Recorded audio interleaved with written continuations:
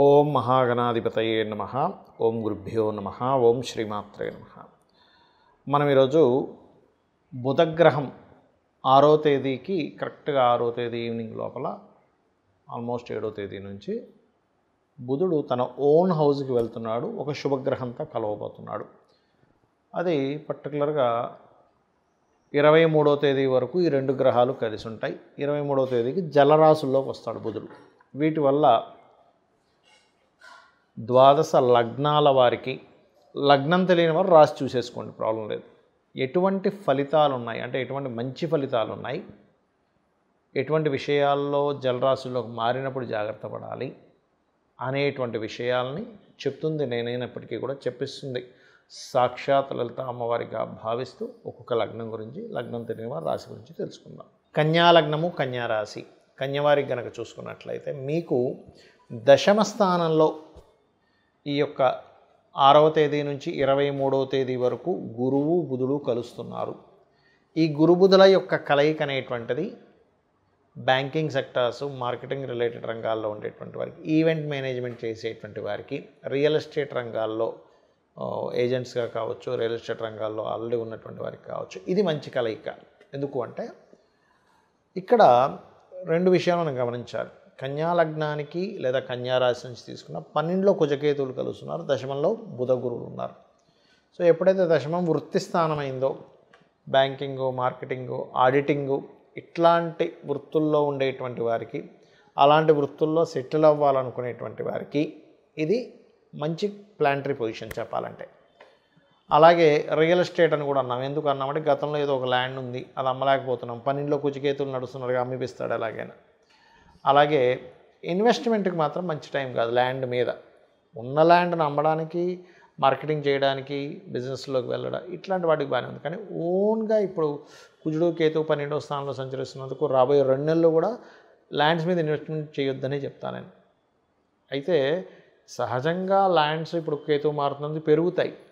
కానీ పర్టికులర్గా కన్యా లగ్నం వారు చేసేటప్పుడు ఏమవుతుందంటే ల్యాండ్ రేటు పెరగదని కాదు, చేసే ఇన్వెస్ట్మెంట్లో అక్కడ ఏదైనా ల్యాండ్లో దోషం ఉండడం కానీ, లేకపోతే మనం ఒక్కోసారి రాంగ్ పర్సన్స్ని చూజ్ చేసుకుంటాం ఇన్వెస్ట్మెంట్ చేసేటప్పుడు. ఎలాగా ఎవరికో డబ్బులు ఇస్తాం, ఓ వారంలోనో 2 నెలల్లోనో రిజిస్ట్రేషన్ అంటాడు. తీరా చూస్తే ఆ టైం వచ్చేసరికి పేపర్స్ వేరే దగ్గర ఉన్నాయను, లేకపోతే ఇంకోటి ఏదో డాక్యుమెంట్స్లో కొన్ని గల్లత్తు ఏర్పడటం ఇట్లాంటివి ఉంటాయి. కాబట్టి మీరు ఏదైనా ల్యాండ్ తీసుకునేటప్పుడు వీలైతే ఈ 2 నెలలు ఆపుకోవడం మంచిది.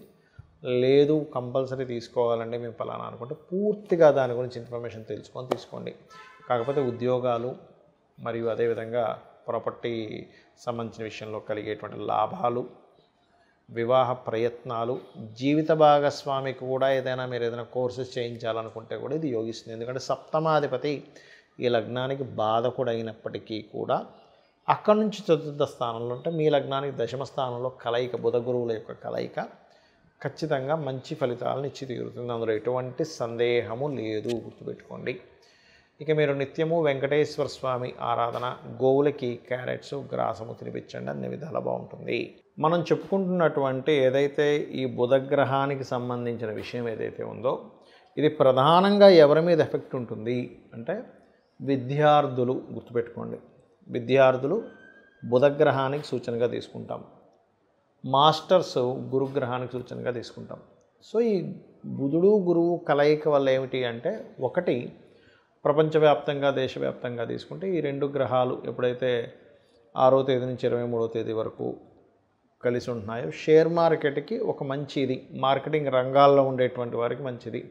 మీరు ఏదైనా ఒక వార్తని స్ప్రెడ్ చేసేటప్పుడు, లేదా మనం చూడండి ఒక్కోసారి ఫలానా డిజిటల్ మార్కెటింగ్ రిలేటెడ్ సంబంధించిన వాటిల్లోని షేర్ మార్కెటింగ్లో ఫలానా దాని మీద ఇన్వెస్ట్మెంట్ చేస్తున్నాము, మీకు గనక మీ జన్మజాతకంలో మంచి టైం నడుస్తుంది. ఎప్పుడు కూడా మన పర్సనల్ చార్ట్లో ఎటువంటి ఫలితాలు వస్తున్నాయి, దానికి గోచారంలో ఏ గ్రహాల యొక్క కలయిక ఏర్పడుతుంది, ఈ రెండు కనెక్ట్ అవుతుంటాయి. గుర్తుపెట్టుకోండి ఎప్పుడు కూడా. అలా ఎటువంటి కనెక్టివిటీ ఏర్పడుతుంది, ఎటువంటి గోచారం వస్తుంది అనేది పర్టికులర్గా చూసుకోవాలి, గుర్తుపెట్టుకోండి. అలా వాటికి చాలా మంచిది ఇది. మరియు అగ్రిమెంట్స్, కాంట్రాక్ట్స్ కొత్తగా ఏదైనా ప్రారంభించడానికి, ముఖ్యంగా బిజినెస్ రిలేటెడ్, అందులో ముఖ్యంగా మార్కెటింగ్ రిలేటెడ్ ఇట్లాంటి వాటికి ఈ కాంబినేషన్ చాలా మంచిది. అయితే ఈ కాంబినేషన్ ఉంది కదండి, ఈ రోజుల్లో ఎప్పుడైనా చేసుకోవచ్చు అంటే కాదు.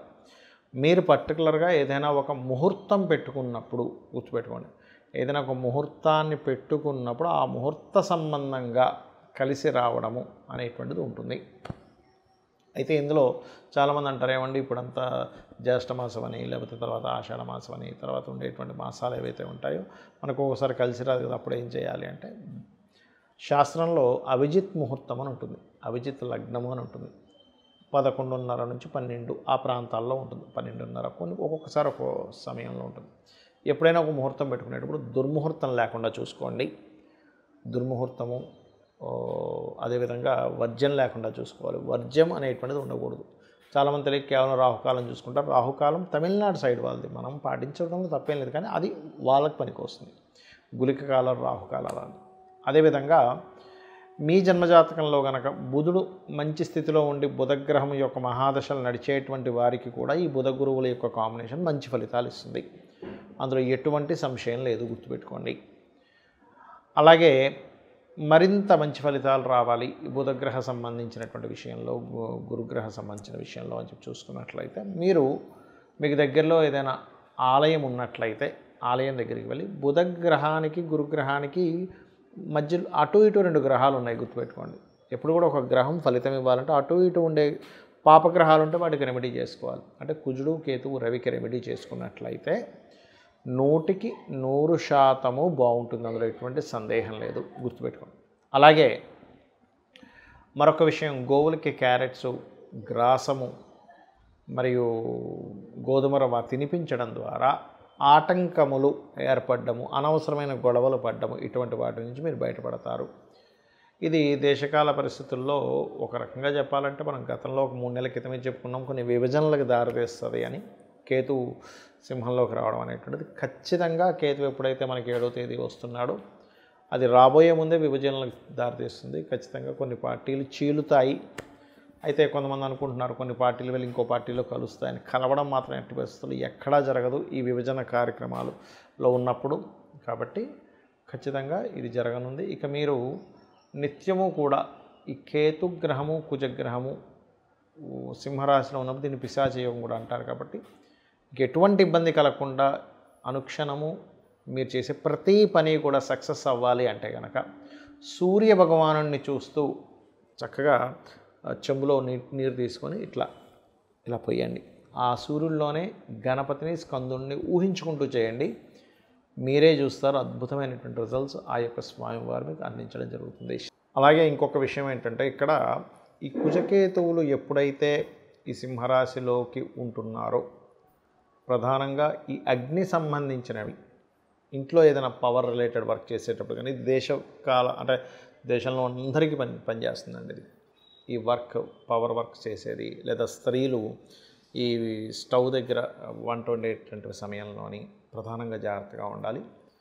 ఇందులో మరొక విషయం ఏంటంటే మనకి స్లీపర్ సెల్స్తోని దేశం మీద కొంత ఇబ్బంది ఉంది. కాబట్టి ఈ స్లీపర్ సెల్స్ రిలేటెడ్ సంబంధించినటువంటి విషయాలలో లేదా ఏదైనా ముఖ్యంగా ఈ 2 నెలలు కలిసి ఉంటాయి కుజకేతువులు ముఖ్యంగా కలిసి ఉన్నందుకు ఏదైనా పుణ్యక్షేత్రాలకి, పుణ్యతీర్థాలకి, ఆలయాలకి రద్దీ ఎక్కువగా ఉండేటువంటి ప్రదేశాల్లో కూడా కాస్త జాగ్రత్తగా ఉండండి. బికాజ్ ఆఫ్ ఈ కుజకేతువులు కలవబోతున్నారు ఇంకా నెక్స్ట్.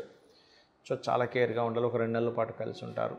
మరియు ఎక్కడికైనా మీరు బయలుదేరేటప్పుడు గణపతిని, స్కందుని తలుచుకు బయలుదేరండి. అప్పుడు ఇటువంటి విషయాల్లోనే మీరు బయటికి వెళ్ళి ఇబ్బంది పడకుండా ఉంటారు. శ్రీమాత్రే నమః.